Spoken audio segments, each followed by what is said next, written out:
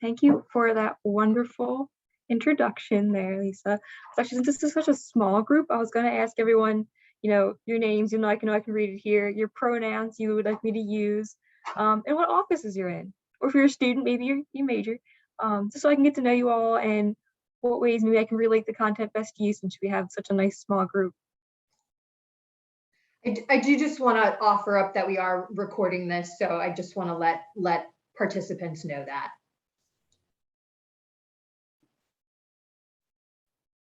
I can start, Amanda. Hi, my name is Jamie Turgis. I use she, her pronouns, and I'm the director in the Office of Wellness. Wonderful. And I'm Sarah Hinkle, Assistant Vice President for Student Affairs. I use she, her pronouns. I'm Lisa Montgomery. I'm the Student Ombuds Manager, and I use she, her pronouns. Hi, Amanda. My name is Catherine. I use she, her pronouns. I'm the GA and the Vice President of Student Affairs Office, working with Sarah. And I'm also a second year student in the Higher Education Policy and Student Affairs Master's Program. Oh, wonderful. Hi, my name is Adrienne Riley. I'm the Associate Director of Psych Student Union with Psych Union and Student Activities, and I use she, her pronouns. Oh, wonderful. Thank you all for sharing. Catherine there, love to hear HEPSA. I graduated from Westchester with a master's degree, so love to see another HEPSA grad going into stuff. So wonderful. All right, well, as you can all see, Amanda Martin, she, her, hers pronouns, Assistant Director here at DCAP Autism Services. So let me pull up our PowerPoint so you have something to look at other than my beautiful face. All right, let's get this. All right, does everyone see this all right? Yep, all great. Okay, good, awesome. All right, so starting off here, DCAP DOSA Autism Program. So the DCAP actually stands, so we're going to start from the very beginning here. The DCAP stands for the DOSA Autism Program, DOSA being downtown Westchester. Our students actually coined this phrase about 5 years ago when the program started. This is what they wanted to go with, and we are all for our students' voices and our students' voices being heard. So they named our program, and that's how we came about our name about 5 years ago.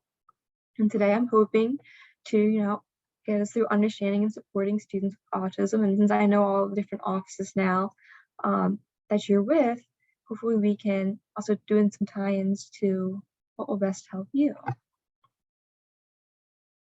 All right, so up here we have this, and this is just pulled from exact note card, postcard we get from our office, as well as everything that's on our website as well. So starting with it off, the mission to build an inclusive, accepting campus community that better supports the experience and success of our students with ASD, ASD being the abbreviation there for the autism diagnosis, just so in case anyone's not familiar with that, through indirect and direct supports. So I'm going to start us off there with the difference between the indirect and the direct support. The direct support, which I'll go over in more detail in a moment, is going to be the formats of support you see to the side with the one-to-one meetings and groups. Indirect is going to be more of the campus community. So this is going to be the professors in the classrooms. This could be you all, different bases, student affairs on campus. Maybe it's a GA working with a student. Maybe it's someone trying to plan an event in student union. And you have questions, we exist here for you to come and ask us. It's not just for our students, because we help our students by educating others about how to help them, doing things like this wonderful conference that was put together so we can share this information. We also have other students come on campus. I can think of a recent example. We had a student leader in one of our clubs ask, hey, we have a student that said that she's with your office. How can we best support that student? And just knowing that students know where to come find us if they have questions like that and can better support those on campus, which we'll get into in some of our later slides here. So that's our indirect.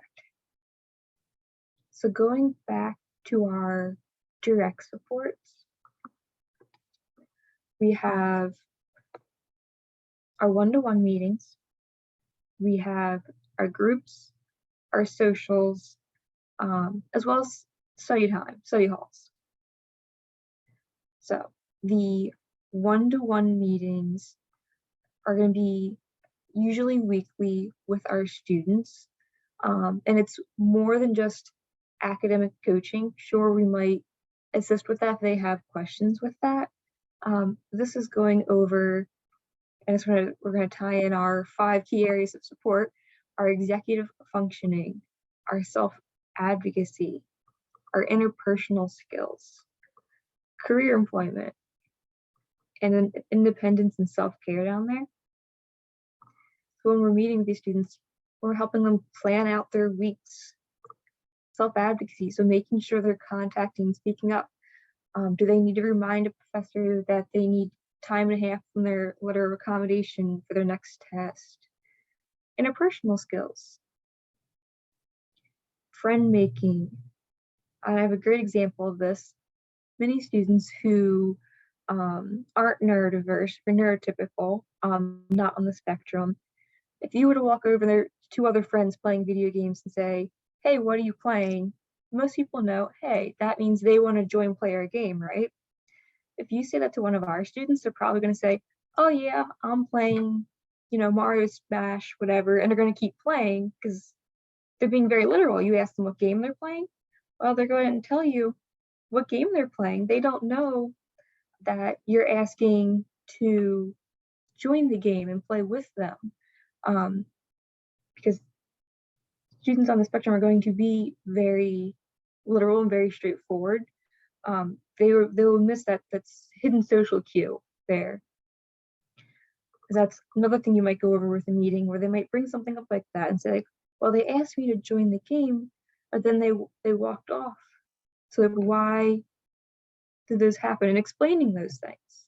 And that also ties in to our peers curriculum, which we use over here at DCAP, tying into interpersonal skills and a lot of the skills that most of us would have before we come to college, being neurotypical, that our students want to know, but they don't have those skills yet, and being able to assist them with that. And then employment. So in those one-to-one meetings, asking students like, hey, what have you been doing lately?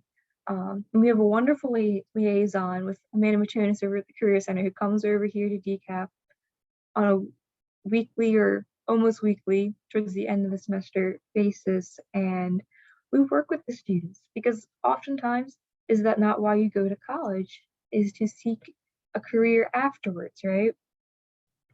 So working on those resume skills. What does your resume look like? Have you started one? Do you have a cover letter? What about interviewing skills? That's really hard for everyone. I'm not gonna lie. That's not usually something people look into, right? They're not like, oh yay, they don't usually look forward to that. So even more so with our students, because that ties into those interpersonal skills. So not only do they have to learn the interpersonal skills, they also have to learn the interviewing skills. So having a place to come practice that is really key in tying into, okay, what can we do with this? Amanda, I'm gonna jump in just for a second. Sure. This is when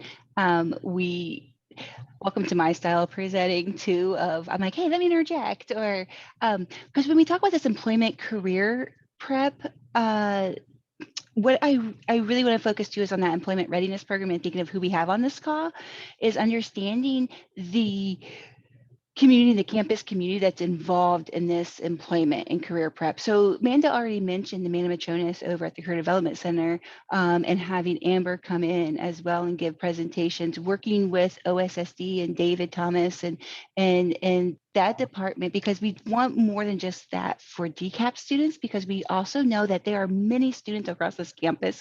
A campus of this size, we estimate that there are probably 200 to 300 students with a diagnosis on this campus. Of that 200 to 300 that we actually estimate, there are 63 members of DCAP. And put it into perspective, I haven't asked David what his numbers were this year yet of how many students are registered over at OSSD. Last year, I think it was 72 or 73, where we had 42 at DCAP. Just showing, like, remembering that students with autism do not have to disclose when they come to higher ed. Right? So there are many students walking across this campus who have a diagnosis, who are not disclosing, also who don't even know they have a diagnosis. This morning I had a phone call with somebody referred by the counseling center who believes he may be on the spectrum because he's finding out more about it because there's more awareness going on across campus, right? We're talking about autism a lot more. And in that, he's like, I think this might be me. I think I have more than ADHD. And so we talked about that. And then we're like, okay, the great thing about this campus is that we have lots of partners in the community too that can help us with assessing and getting that diagnosis and be able to provide the right supports for those students. So the reason why I'm saying that too is coming back to that employment career prep. Just jumping in, kind of going back to even the beginning, Amanda, of why does this program exist? Well, because research was showing that only 27% of students on the spectrum were actually graduating college. 30, and it was 35% in 6 years. But of those amount of students that were actually graduating college, we have 85 to 90% who are still sitting at home 6 years later, unemployed or underemployed. So what we want is meaningful employment for these students. And the reason why we have the RAM shop downstairs and we're focusing on this employment piece, and I just realized I don't think we put even in the RAM shop in this presentation, but the RAM shop is a one-of-a-kind convenience store that is at the bottom part of DCAP. That the reason why it's one of a kind is because it's student run and employs students of the university, both neurodivergent students as well as neurotypical students. So about 60–70% of the students working downstairs are DCAP members. But what we wanted to provide too was an opportunity for our students who are neurotypical, that they are able to get that training of what it's like to either work with, or I cannot say this enough, for somebody who is neurodivergent, because they are going to come across that in their career paths. And so we want to be able to provide that training for them. What we also wanted to do, and this is where the other departments across campus come in, right, is how do we provide training and opportunities for students who have never worked before? And that's why the RAM shop really started, was because we had students that were saying, great, Amanda's talking to me about building my resume. I want to get out there and work, but nobody will hire me because I've never worked before. I don't even know where to look to volunteer. I don't know how to do this. So what we wanted to do was say, hey, okay, like, well, what are you interested in? And actually the very first department that I partnered with in our employment readiness program was the library. I had a student who didn't want to work at all. He's like, no, my parents said either go to college or get a job. Why do you think I'm here? Well, when you give ultimatums like that, yeah, college is what we do our entire life. Why wouldn't we be here? So, but I said, hey, but you're going to be graduated in 2 years. We've got to be working on this. And so he worked over at Swope in the music library, because he's a music history major. And he started with 2 hours a week, just getting used to it. He ended up working there as work study for 10 hours a week, and he now has a job at the Exton Library because he really enjoyed. He graduated last year during the pandemic and got his job at the Exton Library just a couple weeks ago, and is extremely excited. That he never thought he'd go into library, but here he is, and now he's thinking about going into library science for a graduate degree. So that's where it's trying to fit our students into, like, what is your interest? too. Like, let's help create that. And that's, again, why the Ram Shop came to be. I know nothing about business. But I know how to teach certain skills, and that's what we wanted down at the Ram Shop. Convenience store isn't for everybody. Great. What happened? We partnered with the new student programs to run the orientation welcome leaders, because we had lots of students who bleed their purple and yellow, right? Like, hey, I am a Ram, Rams up. But you know what? Those are long, rigorous hours. Those orientation leaders are out there for anywhere from 10 to 14 hours a day during orientation week. That training is difficult, right? Long hours, and especially when we first started the program, it was during the pandemic. So it was long hours on Zoom again. That was very tiring for my student. Hey, but you know what? If we do orientation welcome leaders, let's look at what we're going to train them in based on what areas they're going to be at. So they were running their meetings and talking about resources across campus, because you know what? Our students know very, very well resources across campus, especially those 3rd and 4th years, because we do our meet and greets all the time. So they can talk about the Writing Center and the LARC and OSSD and the Veteran Center and all these, because we're constantly talking with the Wellness Center. Jamie, I'm seeing that you're on here. Yay. Like we're looking at those different places and saying, hey, let's get them in there so they can show that enthusiasm. Being able to work at the Career Development Center too, right?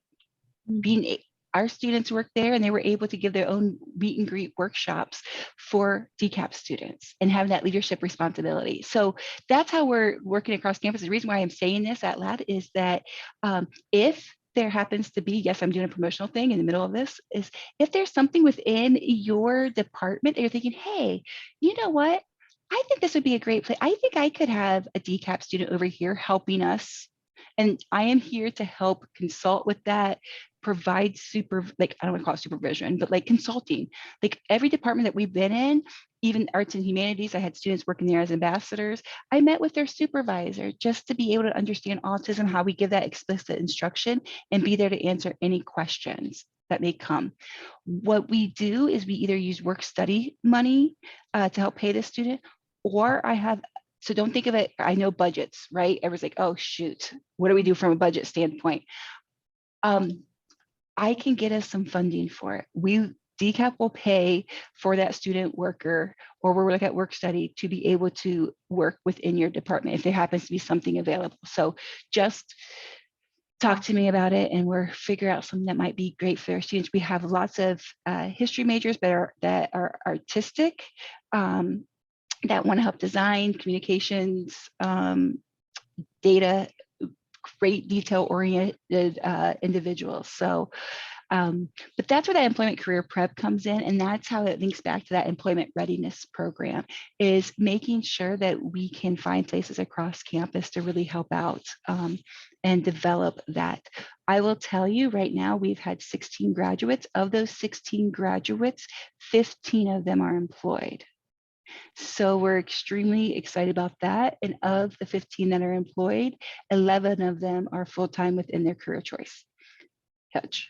So we're very, very proud of our outcomes thus far with DCAP. So sorry, Amanda, totally jumped in. I felt like I had to give the whole but I'll back up. And yes, I'm talking quieter. Anybody who knows me is probably like, why is she talking so quiet? It's because Amanda and I share an office and she's right across.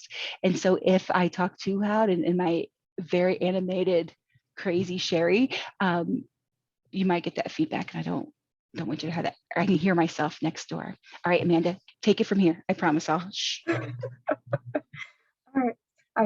I love hearing your introduction, so that was perfect. So yes, you heard about our career involvement there, and you heard about our one-to-ones. So I'm gonna hop back up here to some more detail with some of our other things.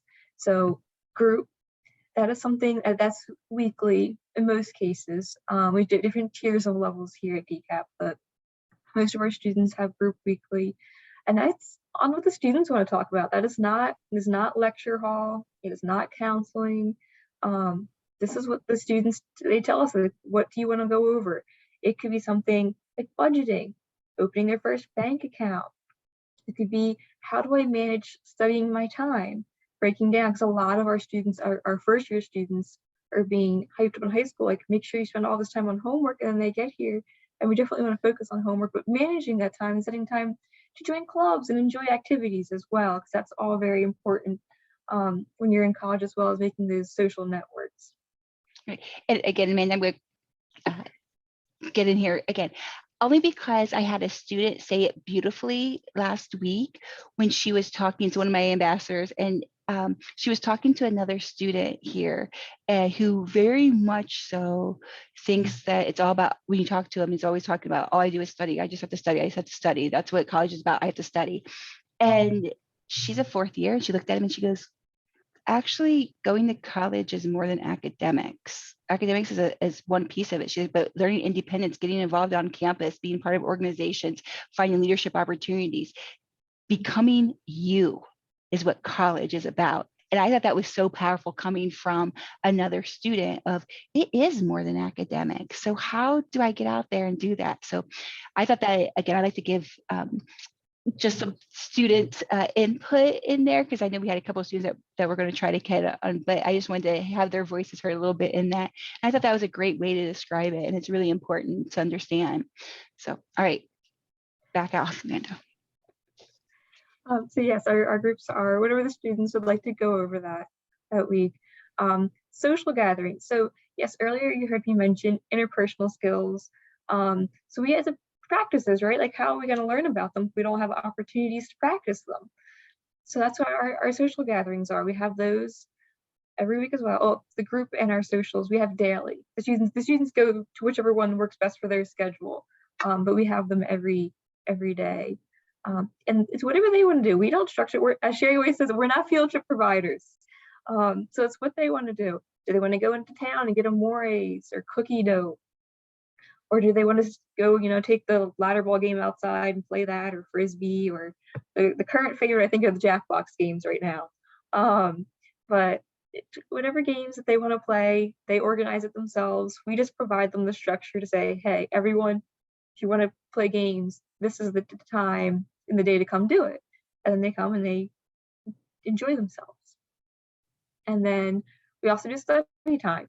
So setting aside a time in their weekly schedule to study, because you want to make sure that we're not studying too much or not enough, right? You want to do the right amount that you need in the week. And having that time to know you can come here, distraction reduced environment, and having that nice quieter space to come focus. As well as, also want to throw this in here, our relaxing Rammies room in the library as well, are at the sensory friendly with our beanbag chairs, our sensory tiles, all this fun stuff. And it's on the ground floor of the library by the Starbucks.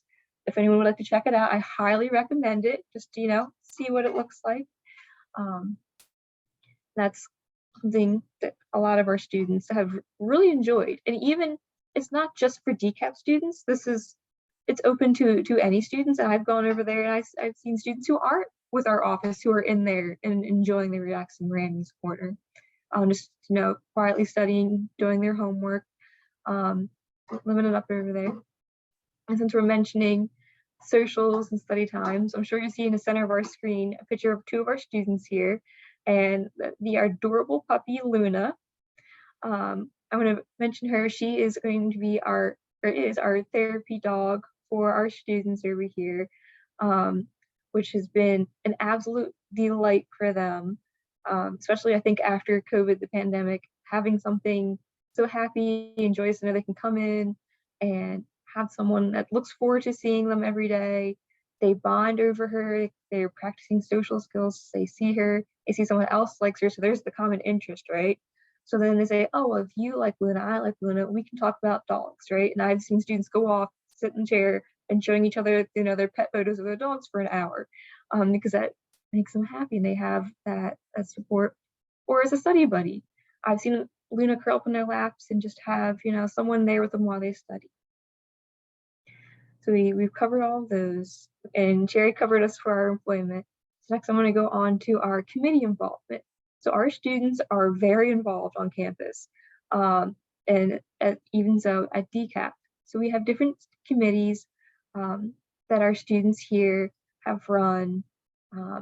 For example, our t-shirt committee we've had, you'll notice downstairs in the Ram shop, there are t-shirts. So those t-shirts were designed by our students, the autism t-shirts. So the students will get together and decide what they want on it, how they would like it to look. Cherie and I are not in it at all. It is 100% the students make the art, they decide what colors they want. That is all on them. And then the funds go back to the students as well. Actually, Cherie, would you mind talking about the t-shirt fund? Sure. So when we, okay, I love telling the story because first of all, the t-shirt committee, they designed the t-shirt, right? It's this turtle with puzzle pieces in it. It's called the Autistic Voice, and very, very excited about it. And then they asked me if I wanted to buy one, and it was $35. Okay, I don't know about you guys, but $35 for a t-shirt.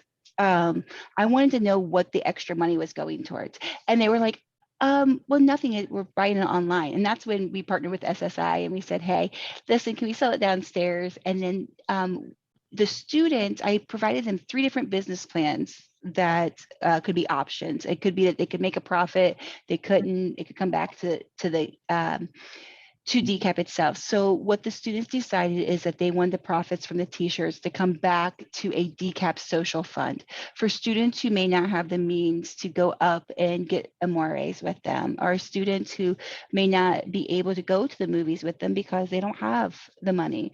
Also, how to like, if they want to go to the escape room, how do we get discount tickets, right? Can we use in that social fund so that it only costs them $5 for the 5 of them to go instead of the $30, depending on how much we have in the social fund and what we can do for that. So that's what the social fund is from the t-shirts from downstairs. So going from that, that is our t-shirt thing. We also have committees on in April for Autism Awareness Month. So our students will get together and decide what events they would like to do for that. We don't decide whatsoever. That is fully on the students, what the students would like to do for that month. Do they want to have a table, in the quad or in the student union? Do they want to put on some kind of podcast or YouTube video and have the guest speakers? I know one of our past students actually had a mini series on YouTube and had several famous, if not famous, well-known community individuals on the spectrum, someone from the government, someone in a nonprofit, and what they've done and who they know, to show like, this is how successful you can be. Like, you can go out and do all these amazing things. So that's yet another committee we have here at DCAP. And then going on to our community involvement. So we're not involved not just in DCAP and on Westchester campus, we are involved beyond that as well. We have various different community involvements. So I know we've had animal shelter, going there, volunteering some time, making blankets, handmade blankets to donate to others in need, as well as this semester we're doing a canned food drive, as well as some other items for the resource pantry on campus, and students bringing it in. And they are the absolute sweetest. I know Cherie, I can think of our students, as soon as we put it out there, one of our students, he came in with, he has his hands full and he's like, don't worry, there's more coming, mom's downstairs. Because he was worried because he couldn't bring it upstairs fast enough. These are how sweet our students are. But sorry, I get all worked up, they're so sweet. So anyway, going on to our next little presentation slide there. Sorry, I think my screen froze.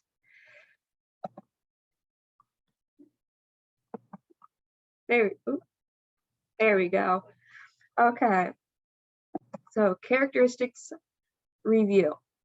So let's start here. I will get to our image. I'm going to start with the image. Why not? Everyone always looks at the pictures first. So going over to our image here, you can read the characteristics. So autism spectrum disorder, ASD, the abbreviation like I went over earlier, it's a range.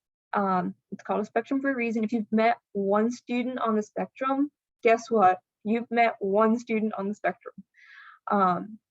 There's all different variations. As you can read here, the severity of different types. So these are the different areas.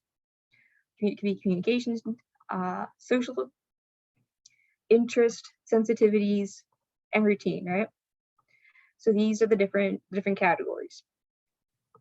Each individual can have a different range in that category. So as you see in A over here, for that individual, interests are really high, and as well as the need for routine and repetition.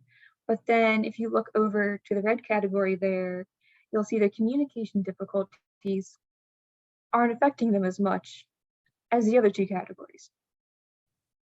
And then if you go down to B, you can see, once again, it's how it's different. For that one being sensitivities and communication difficulties, and so forth with C.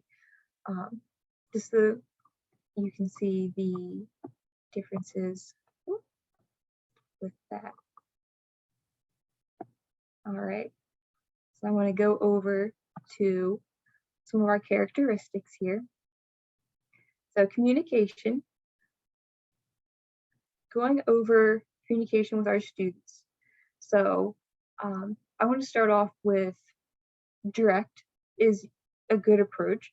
Saying something that's rhetorical to our students, or saying something that might be sarcastic is most, not in all cases, but in many cases, going to go over their heads because they're going to be very literal. This goes back to that video game reference earlier where the student was asking, they didn't communicate that they wanted to join the game, they were just asking, what are you playing? So then when they were communicating, they didn't straight out say, hey, I want to join your game and play with you. So making sure to know that. Another thing being staying on topic. So when you're talking with our students, if it's not clear, if you're jumping around with them, maybe you're having an advising meeting with them, or maybe you're having a meeting with them because they're a work study student of yours, whatever the case may be, you want to make sure that if you're switching topics, that you let them know. I can give an example here. I'll use the ram shop downstairs. So if we have a student who is, you know, talking about maybe restocking the sodas in the fridge, but then you randomly ask about something else, they might not know, they might think you're still talking about restocking the sodas in that fridge. So making sure that it's clear, like, hey, I'm switching topics now to talk about folding t-shirts instead now, that it's clear when you're talking to them. Oh, Cherie, I can see. Do you want to say something? Go ahead. I do. Only because I'm looking at time, Amanda, and I know that you have more slides. I think I'm going to take over just for a second, just to get us up to go. So, because when we're thinking about characteristics too, we're not thinking of just us staying on topic, but we're thinking of the student staying on topic. So many times when we're talking and communication wise with a student, sometimes it seems that they're off topic, but the reason being is because they don't have the transition statement themselves. So I give the example often of, I love donuts. And so my first year, one of my students brought in a donut cake. I was so excited about this darn donut cake. I was talking nonstop. And then one of my students said something about Pixar. And I was like, why is he bringing up Pixar? And he goes, oh, it seemed off topic. We're talking about donuts and how much we love this cake, right? He's talking about Pixar. What he didn't mention was the address that the cake was made is the same name as the town the Pixar director for Cars or whatever what lived in. So we just didn't have that transition statement. So when we think about communication, sometimes it'll seem like they're off topic, but really it's just they didn't have the transition statement in there. When we're talking about their communication styles too, oftentimes our students will come across more formal than they will informal. Inferences, how many times do we say, hey, do you have a pencil? And it's kind of like what Amanda was saying earlier, right? Like, if you say, hey, do you have a pencil? You typically either you want the pencil or you want the student to bring out a pencil. No, they're just answer yes or no. And it's not to be smart or defiant. It's just you ask the question. And so for them to infer that you want them to do something else, which is why many of our students forget to hand in their homework. Did you complete your homework? Yes. Did you turn it in? No, they didn't ask you to. Well, when the professor said, hey, make sure you completed your homework, they didn't mean just complete. They also meant to do the next task of actually handing it in and submitting it to D2L or wherever it needs to go. So that's what we're looking at, being very, very direct in our communication with them as they are interpreting this. We talked about rhetorical questions already. The tone sometimes can be difficult because it can be very monotone, or it can seem very anxious and very direct. And sometimes that's miscommunicated by our students and misinterpreted as being abrupt. Pragmatics, knowing how, when, and where to say something, which interferes a little bit with that social piece too of coming in with how to self-advocate, which is why we talk about that. How to self-advocate. Who do you self-advocate to? How do you ask for clarification of something? How do you ask a friend to go and hang out, play a game? So that's all that pragmatic communication. When we think about social, Amanda already talked about some sarcasm can get lost. I am sarcastic as sarcastic can be. A lot of my students will say, wait, was that sarcasm, Cherie? And I'm like, yep, again. So I'm very dramatic in my facial expressions. Like I usually do like a wink or like do something. When I think I actually do this, I always look up and I kind of pause and look around. A lot of my students misinterpret that nonverbal social cue as I'm getting ready to cry. They're like, are you getting emotional? Are you going to cry? And I'm like, no, I'm thinking. Like, oh, well, your face looks like it's going to cry. I'm like, nope, that's just my nonverbal way of thinking. So I can't tell you how many times that comes in from a social standpoint of not being able to read my nonverbals. And when we think about interacting with our students, I have to make sure that my nonverbals match my verbals as well. And what I mean by that, if I say with a smile and I'm kind of going, hey, no, you need to complete that assignment, that smile and that tone that I'm using can be misinterpreted as, oh, Cherie's being sarcastic and joking again. Right? So if I mean like, no, you need to complete that assignment and turn it in on D2L, I need to make sure my facial expression matches that actual tone in what I'm saying. Having two-way conversations, a lot of times my students will very much so monopolize the conversation, not ask you a single question, but tell you all about the motherboard of a computer or tell you all about global warming or whatever else topic that they find of interest. So that can be difficult making friends when you're very much so about yourself and you never asked about somebody else. And especially if you have a different interest. I know nothing about a motherboard of a computer, and I am really out on an island because I'm not a fan of Star Wars. I know, strike me down, but I'm not, and many of my students are. I have learned how to play chess probably 100 times. I don't like the game of chess. I don't care. I don't care where the queen moves or where the king goes and where the pawn is. And every time I sit down, I'm like, all right, here we go. Do you not recognize I'm not interested? But then my students were like, oh, look, she sat down. She wants to play. So making sure that I'm very clear in my communication back, obviously, because friends are so difficult for our students a lot of times, yes, I'm saying yes, teach me how to play. But we have to really look at that social piece and having that conversation. Communication and social are so, what word am I looking for? Interlocking. Your communication is going to impair your social and your social interactions are going to impair communication. And unfortunately, our students have both of those working against them in many different ways. Behaviorally, let's talk about this. Oh my gosh, we just came out of, well, we're still in a pandemic, right? Constant changes. We're in person. Nope, just kidding. We're gonna go back to, we're gonna stay virtual. Mask, no mask, back to mask, right? classes. Oh my gosh, we're in person, yay! But guess what, everybody? Hurricane Ida's coming, and get home, and we're gonna have virtual classes. Oh no, I'm supposed to have a class in the new building, but that's not ready yet. So you're actually going to change that over to recitation. All those changes cause immense anxiety for our students.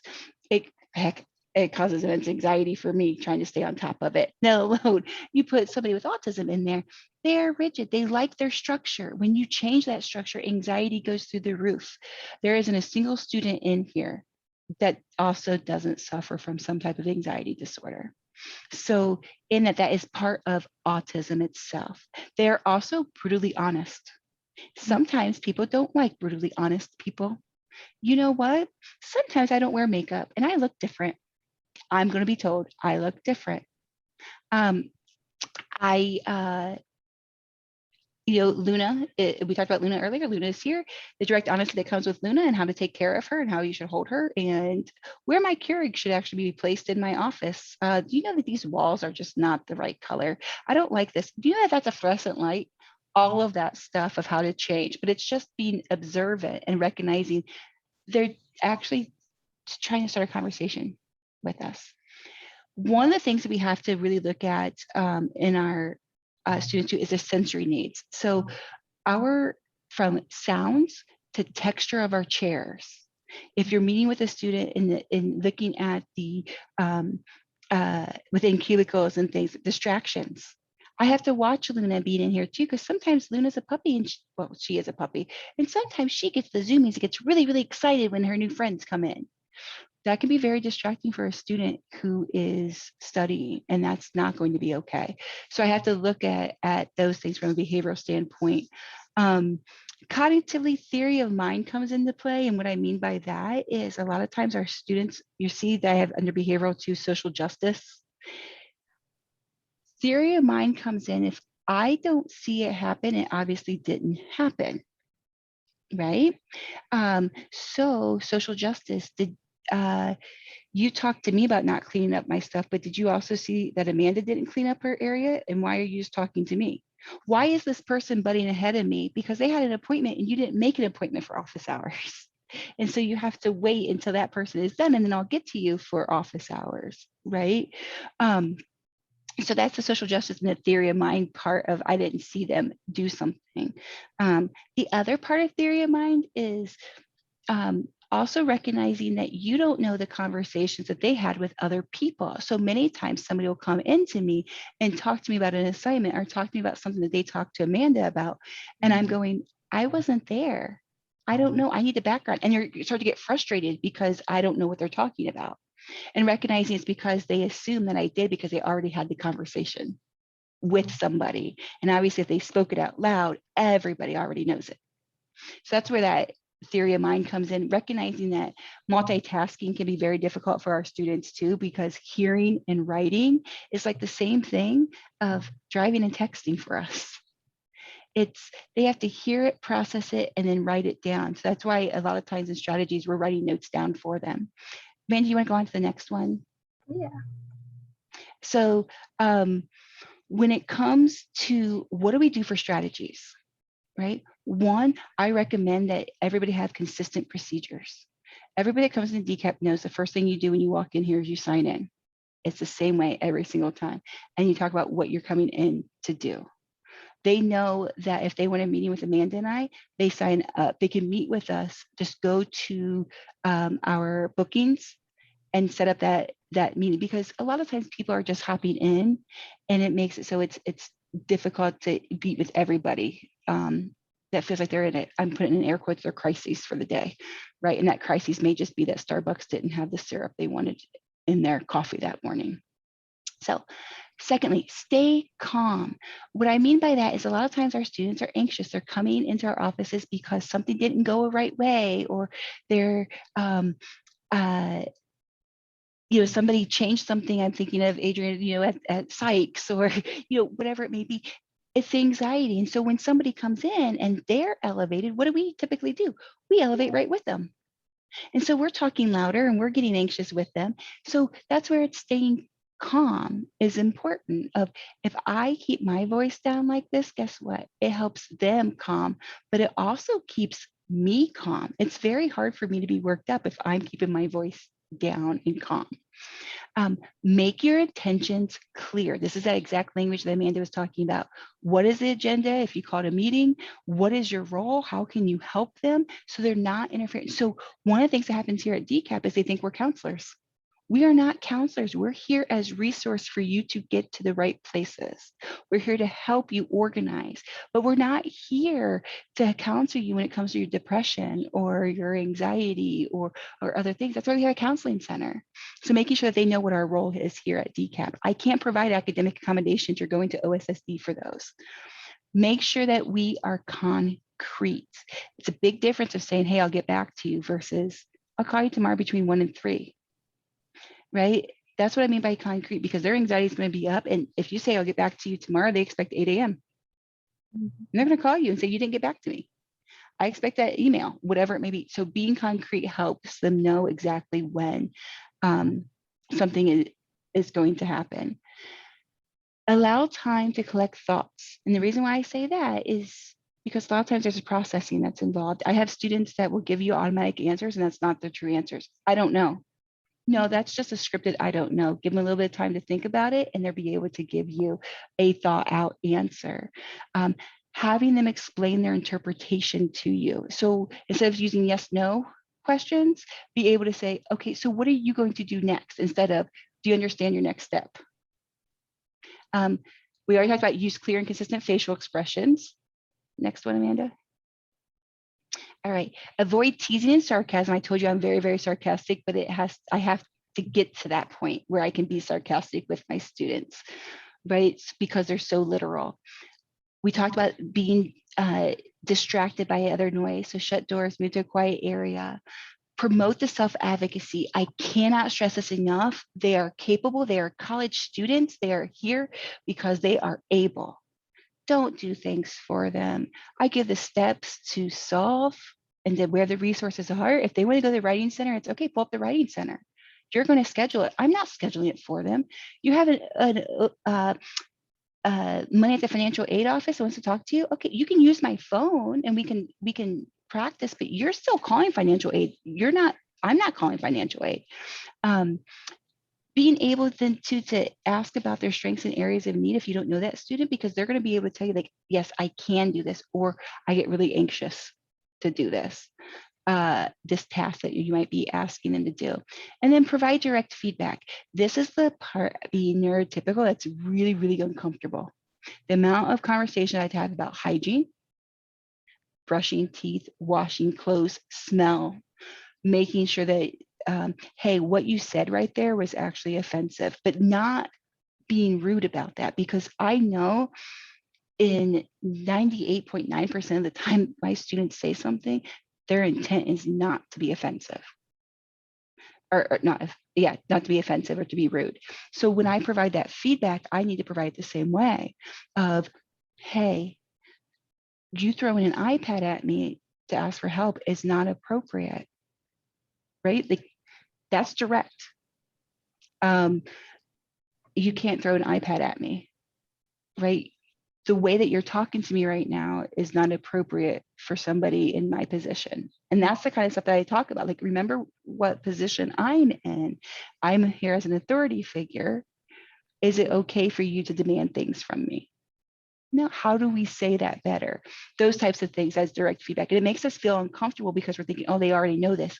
No, they don't. That's why they're performing that behavior. What they're very, very appreciative of is for you to be direct back and tell them how to, what you would expect from them. All right, Amanda. All right, that was me trying to go through very, very quickly. I couldn't remember how much time we had. Specific questions, scenarios, things you have for us. Cherie, I have a question. Sure. First off, I would just say this is extremely informative, and I appreciate all the information that you and Amanda have put together. But a bit ago, you talked about, if different areas had opportunities or openings, for students. I'm assuming, or maybe I shouldn't assume, have you guys like talked with academic affairs or anything, in regards to, any potential opportunities? I'm just wondering, since, trying to get out there and get some, real work experience, what have you been able to foster any partnerships with some of our internal colleagues to provide our students with some opportunities? Absolutely. So when I think about it from an academic affairs standpoint, that's where we had the ambassadors for the College of Arts and Humanities. We had an ambassador that worked really well there. As for some of the other areas, oh gosh, I just forgot her name, the dean for mathematics. Rada. Rada, yes. Yadi. Yes, I'm like, what? And she's been she's been very, very supportive. We also ask a lot of like professors, like, hey, do you have any ideas of what we can do to help? And a lot of the professors have connections on campus that help. What I have to say is we oftentimes are going to student affairs, though. It's the student affair offices that we're really getting involved with. One of the things, Lisa, that I always look at, though, is how do we build quality over quantity, which is why I have a lot of offices too that say, hey, we'd love to have something. And what we're trying to do is to build that in so that we make sure that we are still providing a quality program for them. Because what we don't want, and this has happened, where some of my students are working in offices and they still don't understand autism, but they believe that they do, and they're getting frustrated over that literalness, right? So I've had students where it said, I'll give you one from residence halls, right? Where they were working in the residence halls, and it was very much so like, hey, make sure you put vases and flowers in the refrigerator. What happens when you have flowers that are too big for the shelf and they have balloons on them? Well, what I go back to, and I know sometimes this doesn't go over well, but I literally go back to Amelia Bedelia books. I don't know if you guys read Amelia Bedelia, but they were my favorite books. Amelia Bedelia shows a lot of autistic characteristics, right? So guess what my student did with that vase and flowers? Put it on the side and had the balloon sticking out of the refrigerator. That was not well received. Right. We had to have a conversation about, yep, that's the literalness of what goes on. But I oftentimes use that as a reference and think about Amelia Bedelia, right? When it comes to roll call, I think of, oh gosh, but apparently I wanted to be a teacher, right? So I remember her like putting rolls outside and calling them, come on, roll, come on.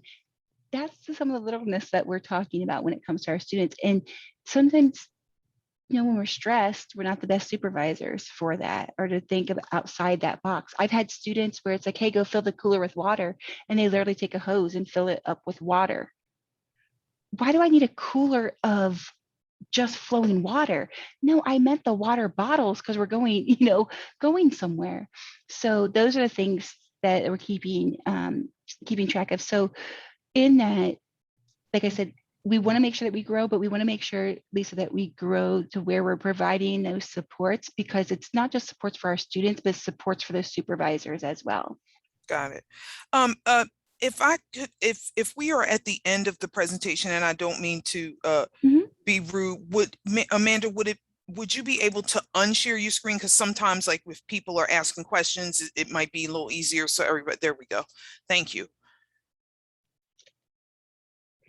I wanted to jump in, if I may, and first of all say, every time I hear y'all do these presentations, I just think about how lucky our students are to have you, Amanda and Cherie. So thank you so much for this information. And I wanted to ask, we have Catherine with us, who is a HEPSA student, and do you hire HEPSA students, or are there ways that they could get involved? Catherine she's having technical issues right now, but she just made the point to me that this would be a great learning experience for our students. I'm looking at Amanda because, yes, we have HEPSA students as GAs. Amanda is actually a graduate from the HEPSA program here. That's how, she worked over at OSSD. Sorry, I'm talking for you, Amanda. But that's, and came highly recommended when I was looking for an assistant director, and I needed to do an emergency hire, and I knew she knew the university well, and I knew she knew disability services well, and I will be 100% honest, and Amanda knows this, is remember, I got hired in as a clinician. My job was to help our autistic students. I did not come from a background of higher education. I need somebody in at DCAP who understands higher education, the policies, student affairs. So guess what? That's why Amanda is hired, because she has the skills and she has what I'm missing, right? A lot of that. And so we can complement each other. But so yeah, Catherine, absolutely. Graduate assistants, I've had up to 3 at a time here at DCAP. Of being able to learn in that capacity. So, excellent question. And obviously we want to make sure, and when Amanda was in the HEPSA program, I had, I think, 2 other students that were here working. And one of the things that the students really looked at from their faculty members was being able to talk about DCAP and this unique opportunity that we have at this campus.